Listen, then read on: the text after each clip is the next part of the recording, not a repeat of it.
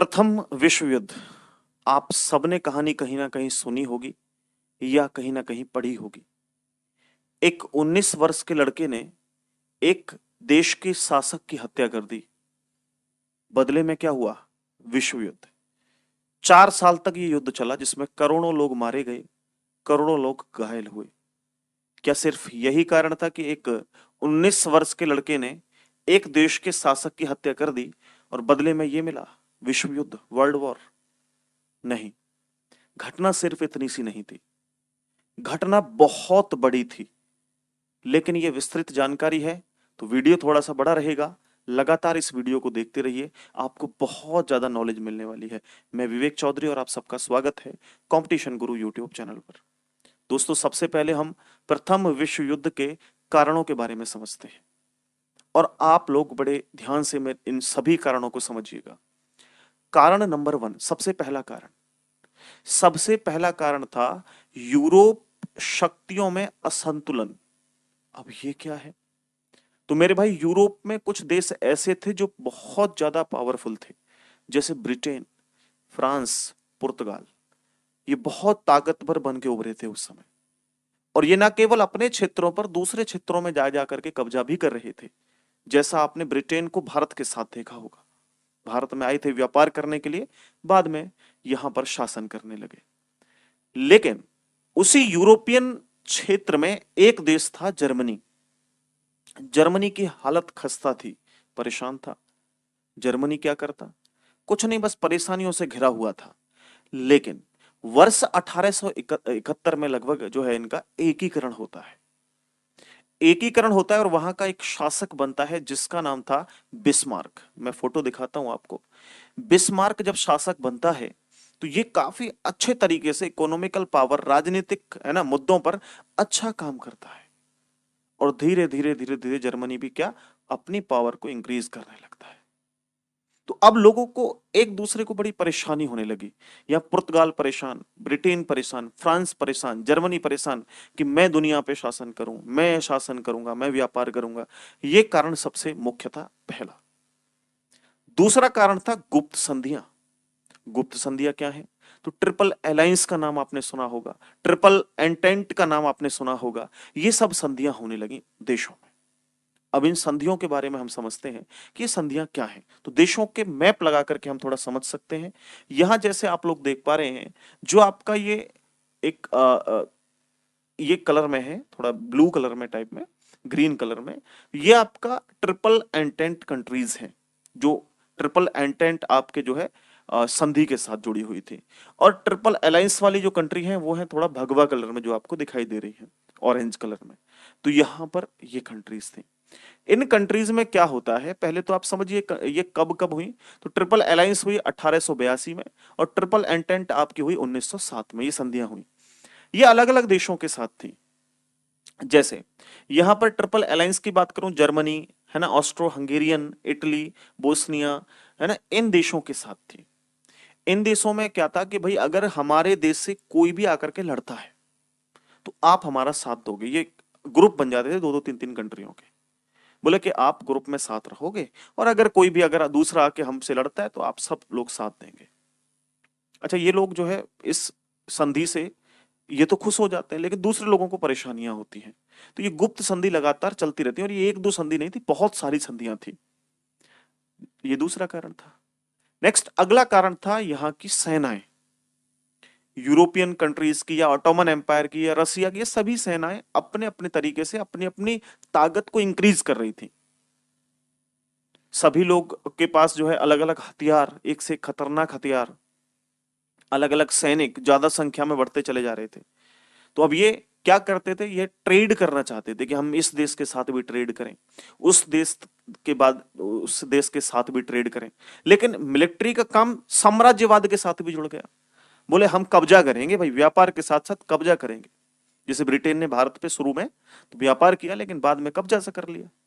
तो ये जो है सिस्टम था, ये कारण थे मुख्य रूप से। अब इन कारणों के चलते धीरे धीरे क्या होता है, वर्ष 1878 से मैं लेके आता हूं पीछे पहुंच के थोड़ा सा। रसिया और ऑटोमन एम्पायर था। ऑटोमन एम्पायर या ऑटोमन एम्पायर इसको कहते हैं। ये तुर्की वगैरह वाले जो क्षेत्र हैं, अरब कंट्रीज, ये पूरा एम्पायर वो वाला था। और काफी शक्तिशाली उस समय ये पूरा का पूरा एम्पायर था। इस एम्पायर का युद्ध चल रहा था रसिया एम्पायर के साथ। रसिया, आप लोग मैप में देख सकते हैं, ये रसियन एम्पायर है और इधर थोड़ा तुर्की की तरफ ऑटोमन एम्पायर है। मैं दूसरे मैप पे दिखा देता हूँ, ठीक है। ये देखो, ये ऑटोमन एम्पायर है, ये रसिया है, ठीक है। और इधर अपने जो है वो अलायंस कंट्रीज या हम यूरोप वगैरह है इधर की तरफ, लेकिन उसके बारे में बात करेंगे। पहले हम बाल्कन्स कंट्री के बारे में समझते हैं।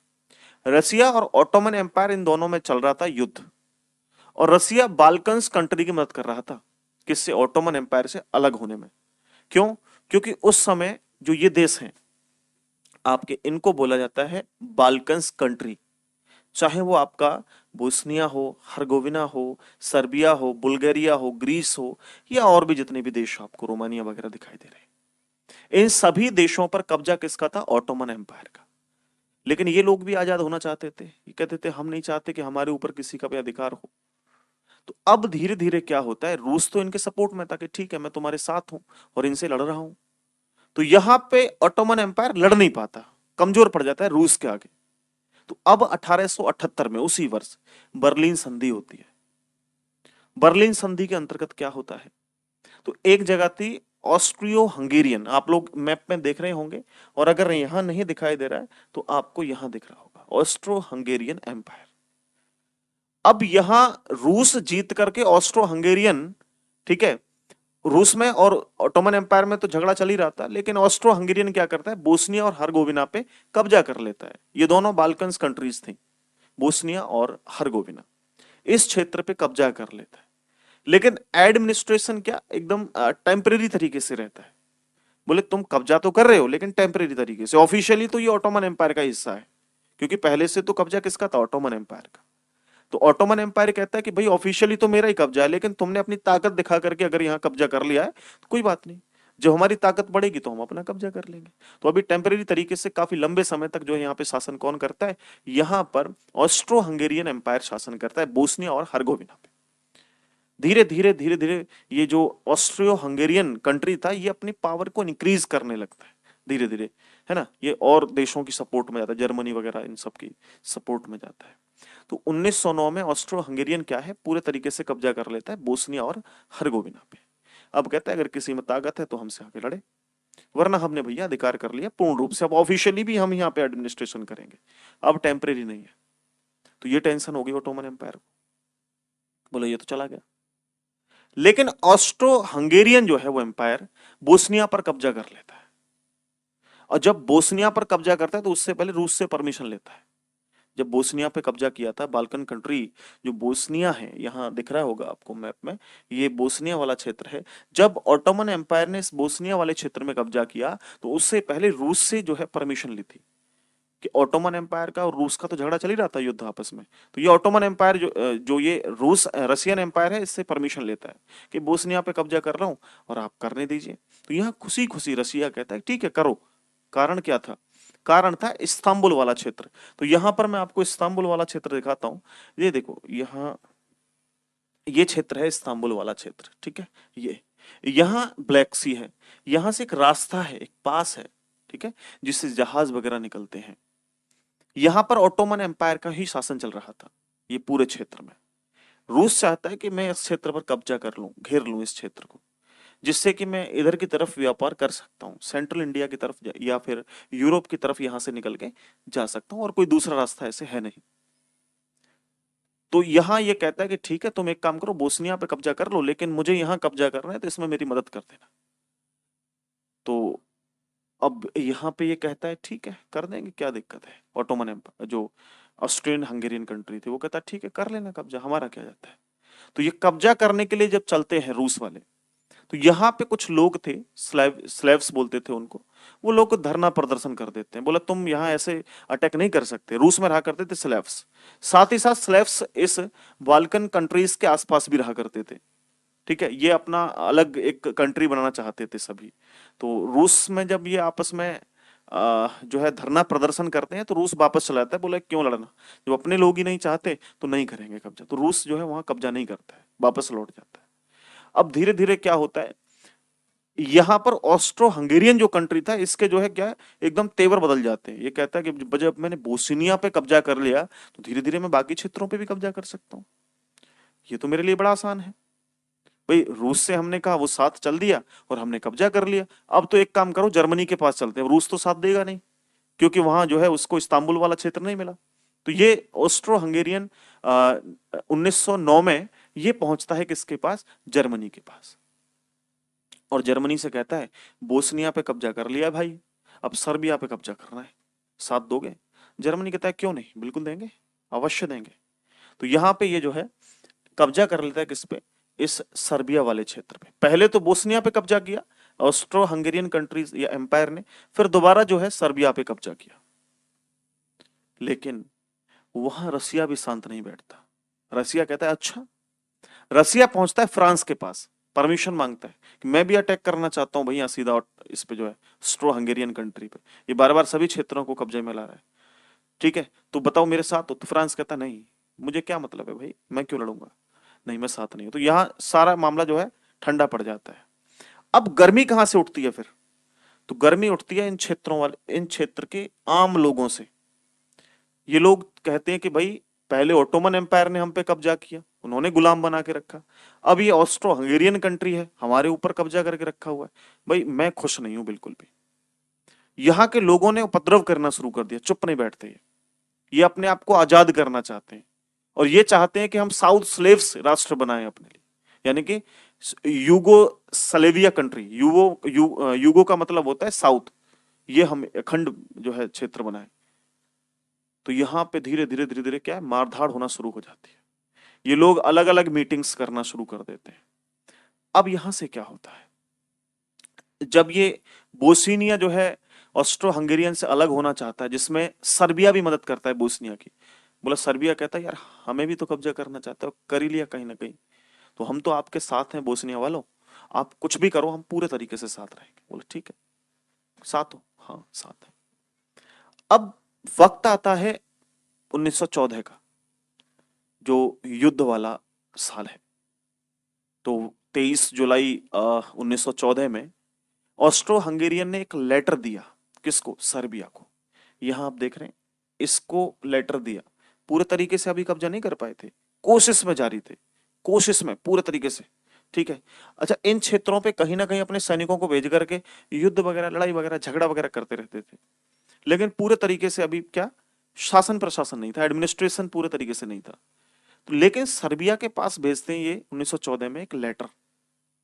उस लेटर में लिखा हुआ था कि सर्बिया वालों एक काम करो, अपने आप को सरेंडर कर दो चुपचाप, वरना युद्ध करेंगे। और आप बिना युद्ध के सरेंडर कर देते हो तो फिर तो कोई बात ही नहीं है। अब सर्बिया वाले कहते हैं भैया एक काम करो, लड़ो या मरो, हम शांत बैठने वाले नहीं है। हमारे युवा नेता लगे हुए हैं अपने देश को आजाद करवाने के लिए, और तुम आए और बिना युद्ध करे हमसे कह रहे हो कि अटैक करे बिना ही हमें जो है सरेंडर कर दो। कैसे कर सकते, नहीं कर सकते। तो अब ऑस्ट्रो हंगेरियन एम्पायर में एक नए शासक आते हैं। उन नए शासक का आप जो है चेहरा देख लो तब थोड़ा ठीक लगेगा। चेहरा लगाया हुआ है मैंने, आ, ये है फर्डिनेंड भाई साहब, ये शासक बनते हैं। और ये घूमने के लिए आते हैं बोस्निया। बोला शासक तो हम बन गए, एक काम करते हैं बोस्निया घूमने चलते हैं। तो ये अपनी वाइफ के साथ, सोफी नाम था इनका, ये बुढ़ापे की फोटो है। और मुझे ये भी नहीं पता कि ये इनकी ही फोटो है या किसकी है, क्योंकि गूगल पे सर्च किया मिल गई फोटो तो मैंने देख ली। आर्टिकल में जो मैंने पढ़े थे, बुक पढ़ रहा था मैं, तो उस बुक में बहुत छोटी सी पिक्चर थी, नहीं समझ पा रहा था। ब्लैक एंड व्हाइट फोटो है तो ठीक से चेहरा भी पहचान में नहीं आ रहा था, तो मुझे जो मिला वो मैंने रख दिया। अगर छोटी मोटी कोई गलती मेरे से हो जाती है ना बताते में, तो उसको इग्नोर किया करो या कमेंट में बता दिया करो। मैं भी इंसान हूँ, इधर उधर से सर्च करके चीजें आप तक पहुंचा रहा हूँ। नेगेटिव कमेंट मत किया करो, सुधारने के लिए कमेंट कर दिया करो, वो ठीक है ना। आप लोगों से बड़ा उम्मीद है मुझे, ठीक है, और बहुत मेहनत भी करके आप लोगों को ये सारी चीजें बना रहा हूँ। तो प्लीज आप लोग सब सपोर्ट किया करो, बहुत मेहनत लगती है, ठीक है। एक छोटी सी कमेंट करने में नेगेटिव थोड़ा सा समय लगता है, लेकिन जो ये काम मैं आप लोगों तक पहुंचाता हूँ करके बहुत समय लगता है। खैर आपका प्यार काफी है, बहुत मिल रहा है। तो यहाँ पर होता क्या है कि ये लोग जो है घूमने के लिए बोस्निया पहुंचते हैं। अब बोस्निया में जब ये पहुंचते हैं, मीटिंग थी इनकी बोस्निया में, तो वहां कुछ 6 लोग थे जो क्रांतिकारी लोग थे। ये इनकी गाड़ी पर अटैक कर देते हैं और बॉम्ब वगैरह फेंक देते हैं। तो जब बॉम्ब फेंकते हैं तो इनकी गाड़ी से थोड़ा सा हट करके बॉम्ब दूर गिरता है, तो वहां कुछ लोग मारे जाते हैं, लेकिन ये दोनों बच जाते हैं। अब जब ये दोनों बच जाते हैं तो ये दोनों क्या कहते हैं कि भाई एक काम करते हैं, अब तो भागने में भलाई है यहाँ से। तो ये दोनों वहां से निकल जाते हैं। निकल करके बोस्निया के एक क्षेत्र में पहुंचते हैं, है ना, और इन्हें खबर मिलती है कि वहां तो कुछ लोग मारे गए हैं और कुछ घायल हुए हैं। तो ये कुछ सिक्योरिटी के साथ अपनी एक गाड़ी में उन घायल लोगों से मिलने पहुंचते हैं पहले, कि चलो घायल लोगों को पहले देखते हैं, बाकी बातें बाद में होती रहेंगी। तो जब ये उन घायल लोगों को देखने के लिए पहुंचते हैं तो बीच में ये रास्ता भूल जाते हैं और एक दूसरी गली में जो है अपनी गाड़ी को घुमा देते हैं। वहां एक 18 साल 19 साल का एक लड़का, गौरविलो प्रिंसिप, ये आपको चेहरा दिख रहा होगा, ये 19 साल का था। ये व्यक्ति इन पर गोली चला देता है दोनों पे और दोनों की हत्या कर देता है। तो यहां से स्टार्टिंग होती है विश्व युद्ध की सही ढंग से। बाकी तो जो युद्ध चल रहे थे, जो चल रहे थे, कोई दिक्कत नहीं थी। बाकी जितना भी स्टार्टिंग हुई पॉइंट की तो यहीं से हुई, लेकिन यहां से बिल्कुल वर्ल्ड वॉर की स्टार्टिंग नहीं हुई, वो तो मैं काफी समय से आपको बताता आ रहा हूं। ठीक है, तो ये जो है दोनों को मार देता है। और मार क्यों देता है? ठीक है, ये ब्लैक हैंड एक संस्था थी जो कि सर्बिया की संस्था थी, लेकिन ये बोस्निया का रहने वाला था, जो गौरविलू था बोस्निया का रहने वाला था। ये जुड़ा हुआ था किसके साथ? ब्लैक हैंड संस्था के साथ। ठीक है, उसका मेंबर था। तो यहां अब क्या होता है, यहां इसको सजा ज्यादा नहीं होती क्योंकि ये नाबालिग था। 20 साल से कम उम्र के किसी भी व्यक्ति को सजा फांसी की नहीं होती थी, तो इसको लगभग 20 साल की कैद होती है। उसके बाद ये जो है छूट भी जाएगा 20 साल के बाद। लेकिन अब यहाँ के राजा जो है वो बहुत ज्यादा गुस्से में हो जाते हैं। बोले यार, जो और राजा थे इनके चाचा ताऊ ऐसे करके, ये कहते हैं भाई अब ऐसे काम चलेगा नहीं, युद्ध करना पड़ेगा। तो ये यहाँ से जो है युद्ध की स्टार्टिंग करते हैं। तो 28 जुलाई 1914 में ये ऑस्ट्रो हंगेरियन के शासक थे जब मारे गए थे 1914 में। ठीक है, अब जो नया राजा बनेगा यहाँ का ऑस्ट्रो हंगेरियन का, ये सर्बिया पर अटैक कर देता है सुन करके कि भैया हमारे राजा को मार दिया, चलो अब हम तुम्हें भी पहुंचा देते हैं ऊपर। तो 28 जुलाई 1914 वो पहला दिन जब ऑस्ट्रो हंगेरियन के राजा ने सर्बिया पर अटैक किया। अब जब सर्बिया पर अटैक किया, थोड़ा मैप से समझना, ये है सर्बिया, या सर्बिया। जब इस ऑटोमन एम्पायर ने अटैक किया इस देश पर, ये ऑटोमन एम्पायर ने अटैक किया है सर्बिया देश पर। ठीक है, इसने तो अटैक किया इस पर, लेकिन सर्बिया देश पहुंचता है भागा भागा रूस के पास। रूस से कहता है ऐसे ऐसे अटैक कर दिया, मदद करो। तो रूस कहता है क्यों नहीं, जब अब तक हम आपके साथ थे तो बिल्कुल हम साथ चलेंगे, धोखा देने वाले नहीं है। तो उधर रूस भी साथ आ जाता है सर्बिया के, और ये ऑस्ट्रो हंगेरियन पर अटैक करता है और इसके साथ रहता है। ठीक है, दूसरी तरफ जब ऑस्ट्रो हंगेरियन को लगता है कि रूस हमारे साथ आ गया, तो ऑस्ट्रो हंगेरियन जाता है जर्मनी के पास। इधर एक क्षेत्र है जर्मनी वाला, ये रहा। बोला एक काम करो जर्मनी, साथ चलो, रूस ने अटैक कर दिया। तो जर्मनी भी रूस पे अटैक करता है और इधर से जो है अटैक करता है सर्बिया पर। धीरे धीरे युद्ध बढ़ रहा है। अब यहीं से स्टार्टिंग हो रही है वर्ल्ड वॉर की। देखो कितने देश जुड़ चुके, रसिया वाला क्षेत्र भी, ये वाला यूरोप वाला क्षेत्र भी, और जो ऑटोमन एम्पायर के क्षेत्र में रहा करता था वो भी। यहां आप लोग सोच रहे होंगे कि जर्मनी ने साथ क्यों दिया ऑस्ट्रो हंगेरियन कंट्री का, क्योंकि आप लोग देख रहे हैं ये वाला क्षेत्र है कौन सा, triple alliance. Austro Hungarian, Bosnia, Italy, Germany, ये सब भाग थे किसके, अलायंस, जो संधि हुई थी। इसमें यह था कि कोई भी देश अटैक करेगा तो हम साथ देंगे। तो यहां पे जर्मनी साथ देता है।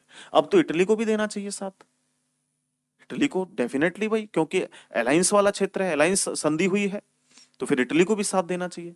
लेकिन इटली साथ देने से मना कर देता है। इटली कहता है भाई अटैक तो तुमने किया है और फिर मैं साथ नहीं दूंगा। अगर उधर से अटैक पहले होता तो डेफिनेटली मैं साथ था, लेकिन अब साथ नहीं दूंगा। तो ये जो है हाथ जोड़ देता है, बोला नहीं। तो इटली यहां युद्ध नहीं करता। बोलते हैं ना इटली ने धोखा दिया था जर्मनी को, धोखा कहां दिया भाई, ये अपने बचता है, बोले दूर हटो। उधर क्या होता है कि धीरे धीरे यहां पर जो है ब्रिटेन भी अटैक में आ जाता है, ब्रिटेन है, फ्रांस है, ये सब जो है जुड़ जाते हैं। कारण क्या था? क्योंकि यहां पे हुआ था ट्रिपल एंटेंट करके। जब रसिया लड़ेगा तो ये फ्रांस और ग्रेट ब्रिटेन ये साथ आएंगे, सीधी सी बात है। तो ये भी साथ आने लगते हैं। तो अब ये युद्ध कितने साथ बढ़ा, देखो ग्रेट ब्रिटेन भी इंक्लूड हुआ है ना, फ्रांस इंक्लूड हुआ, अब यहाँ बेल्जियम भी इंक्लूड हो जाएगा। मैं समझाता हूं बेल्जियम कैसे होगा। अब जर्मनी ने एक प्लान बनाया, जर्मनी के दिमाग में कुछ ना कुछ चल रहा था। बोले एक काम करो, यहां से डायरेक्ट रूस को मारना बड़ा मुश्किल है, पहले जर्मनी किस पे अटैक करेगा? फ्रांस पे अटैक करेंगे भाई पहले। लेकिन अगर फ्रांस पे अटैक करना है तो मेरे भाई एक बीच में एक छोटा सा देश और दिखाई दे रहा है हमें, कहां है? ये वाला बेल्जियम। बोला बेल्जियम और दिखाई दे रहा है, काम करते हैं पहले बेल्जियम को उड़ाते हैं। तो बेल्जियम को उड़ाने की प्रैक्टिस यहां तैयारी में था। लेकिन इस समय एक लंदन की संधि हुई थी 1839 में, इसमें बेल्जियम से अगर कोई छेड़ेगा तो ब्रिटेन उसका साथ देगा। तो ये खबर बेल्जियम वाली ब्रिटेन को पहुंचती, तो ब्रिटेन वाले पहले इस पर अटैक करना शुरू कर दे। बोला बाद में देखेंगे सर्बिया वर्बिया को, इसको देखते हैं पहले इसने कैसे अटैक किया बेल्जियम पे। तो ये यहां से युद्ध युद्ध कैसे, मतलब एक दूसरे में लगातार जो है लड़ते जा रहे हैं। ठीक है। अब यहां इटली बचा हुआ था, अभी तक न्यूट्रल था, किसी से कोई पंगा नहीं। लेकिन 1915 तक आते आते इटली ब्रिटेन के साथ पहुंच जाता है। बोला मैं तो ब्रिटेन के साथ हूं, पावर देखता है कि कौन ताकतवर है, सीधा उसी के साथ चलने में भलाई है, तो ये ब्रिटेन के साथ चल देता है। ठीक है। अब धीरे धीरे क्या होता है, ब्रिटेन उस समय ऐसा देश था जिसने बहुत बड़े क्षेत्र पर अधिकार किया हुआ था, जैसे इंडिया या पाकिस्तान, अफगानिस्तान या भूटान वगैरह, ये क्षेत्र सारे के सारे ये सब किसके अंतर्गत आते थे उस समय? ब्रिटेन के। तो ब्रिटेन क्या करता है मेरे भाई, ब्रिटेन सबसे कहता है कि सब आओ सैनिकों। तो भारतीय सैनिक भी इसमें इंक्लूड हो जाते हैं क्योंकि मजबूरी थी उनकी भी। ठीक है। तो ये सारा का सारा सिस्टम होने लगता है। अब सर क्या इस वर्ल्ड वॉर में अमेरिका ने भी युद्ध किया था? तो कुछ लोग सोच रहे होंगे सर अभी तो अमेरिका इंक्लूड हुआ ही नहीं, तो अमेरिका ने युद्ध नहीं किया। लेकिन अमेरिका ने भी युद्ध किया था। कारण क्या था? 7 मई 1915 को जर्मनी ने अमेरिका के एक जहाज पर अटैक कर दिया था। अब वो गलती से किया हो या खुद से किया हो, ये तो वक्त जाने, हमें तो नहीं पता ठीक से। आर्टिकल खूब पढ़े लेकिन मेरे को ये नहीं मिल पाया कि उसने जानबूझ करके, कोई कोई इतिहासकार कह रहा था कि गलती से जो है अटैक कर दिया था। लेकिन अमेरिका इस बात को कहता है कि इसको जानबूझ करके, इसको पता था कि अमेरिका का जहाज है तब इसने अटैक किया, जिसमें 1153 लोग मारे गए थे। और 128 लोग जो मारे गए वो यूएसए के थे। तो यूएसए आग बबूला हो गया। अच्छा, लड़ना तो पहले से ही चाहता था यूएसए। तो यूएसए जब आग बबूला हुआ तो यूएसए भी इस युद्ध में कूद गया। लेकिन कूदने से पहले उसके 14 पॉइंट थे। उन पॉइंट्स पर वो लेटर बनाता है और उस लेटर के बाद सीधा अखाड़े में कूद जाता है।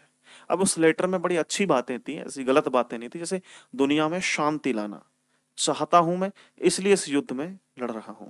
दूसरा, साम्राज्यवाद खत्म हो।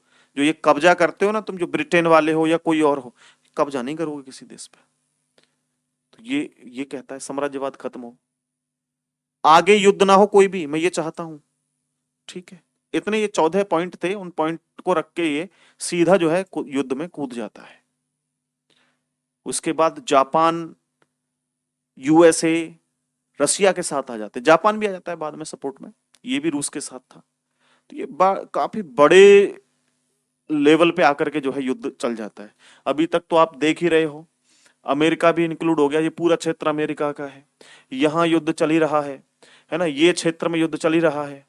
यहाँ बहुत बड़े पावर में, और धीरे धीरे जहाँ ब्रिटेन के छोटे मोटे एरिया थे जहां पे ब्रिटेन का कब्जा था, वहां भी युद्ध चले ही जा रहा था। अब ये युद्ध लगभग लगभग मान के चलिए आपका काफी लंबे समय तक चलता है। वर्ष 1918 आता है, वर्ष 1918 शांति समझौता होता है एक। इधर अभी तक जो युद्ध था जर्मनी का रूस के साथ बंद हो चुका था। ठीक है, ये शांति समझौता हो गया था। लेकिन इधर से तो बंद हो गया था, इधर से बंद नहीं हुआ था। जर्मनी का अटैक अमेरिका से सीधा आ रहा था, विस्फोटक यहां से सीधे आ रहे थे। बोला हम नहीं बंद करने वाले, हम तो अब पूरा पंगा लेंगे। ठीक है। फ्रांस पूरे तरीके से मार धाड़, बोला छोड़ेंगे नहीं। तो यहाँ इधर से बिल्कुल बंद हो गया। रसिया एम्पायर ने कहा कि भाई ज्यादा युद्ध ठीक नहीं है, बस खत्म करो कहानी। लेकिन धीरे धीरे अब क्या है, ऑटोमन एम्पायर भी जो है, ऑस्ट्रिया हंगरी भी, जर्मनी, ये सब धीरे धीरे बंद करने लगते हैं। तो 11 नवंबर 1918, पहले मार्च 1918 में शांति समझौता हुआ, लेकिन नवंबर आते आते जो है जर्मनी ने भी सरेंडर कर दिया। बोले अब कहाँ लड़ पाएंगे, इतनी हिम्मत कहाँ है हमारी। तो ये भी जर्मनी भी सरेंडर कर देता है। तो ये पूरा विश्व युद्ध का मैंने आपको समझाया, एक एक पॉइंट आपको क्रिस्टल क्लियर हुआ। अब लास्ट मैंने एक बात और बताई है आपको कि कितनी हानि हुई हमको, लोगों की जान से ही समझते हैं, बाकी कितना और नुकसान हुआ वो बाद में बात जानेंगे, वो खैर हमें जानने की जरूरत नहीं है। तो ये दो अलायंस और सेंट्रल पावर, ये दो पार्ट में डिवाइड है पूरा, जिसमें ग्रेट ब्रिटेन, फ्रांस, रसिया, सर्बिया, इटली, 7 अदर कंट्रीज और यूनाइटेड स्टेट, यूएसए, ये सब एक तरफ है, इनको अलायंस कंट्रीज बोलते हैं। दूसरी तरफ Germany, Austro Hungarian, Ottoman Empire, Bulgaria या बुल्गारिया, ये सारे के सारे जो कंट्रीज थे अलग थे, ये दो पार्ट थे युद्ध में।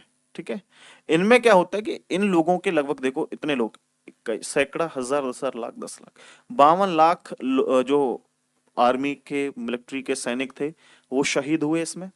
और लगभग 4,12,489 लोग लगभग कैदी बने यहाँ पर, या लापता हुए, उनका कोई पता ही नहीं चला कहाँ गए। सेम यहाँ अगर हम सेंट्रल पावर की बात करें तो 33,86,200 लोग लगभग जो सैनिक थे वो शहीद हुए। और यहाँ 36,29,829 कैदी लापता हुए या कैदी बने, है ना, ये लोग, इनका पता ही नहीं। उसके बाद टोटल अगर हम देखें आर्मी कितने शहीद हुए, तो यहाँ पर 85,98,000 सैनिक शहीद हुए थे, और 77,50,000 लापता हुए या कैदी बना लिए गए। कैदी नहीं थे, कैदी बना लिए गए, ठीक है, या लापता हो गए, पता नहीं चला। और ये तो थे आर्मी के सभी, लेकिन यहाँ लगभग 1 करोड़ से भी अधिक जो है वो आम नागरिक जो है मारे गए, और 2 करोड़ से भी अधिक आम नागरिक घायल हुए। तो ये पूरा डेटा है। ठीक है, इस डेटा में कहीं ना कहीं छोटी मोटी कोई मिस्टेक हो तो प्लीज इग्नोर करना, और मुझे कमेंट में जरूर बताना कि मैंने गलती कहाँ की, थोड़ी बहुत। हालांकि मैं बहुत ज्यादा इनको इधर उधर से जो है चीजों को एकदम एरर फ्री लेकर के आना की पूरी कोशिश करता हूं, लेकिन फिर भी अगर गलती हो जाती है तो क्षमा चाहता हूं उसके लिए। लेकिन आप लोगों से मेरा निवेदन इतना सा है कि सेशन को प्लीज आप सभी लोग शेयर जरूर कर दें। बहुत बहुत धन्यवाद आपका। नमस्ते, जय हिंद।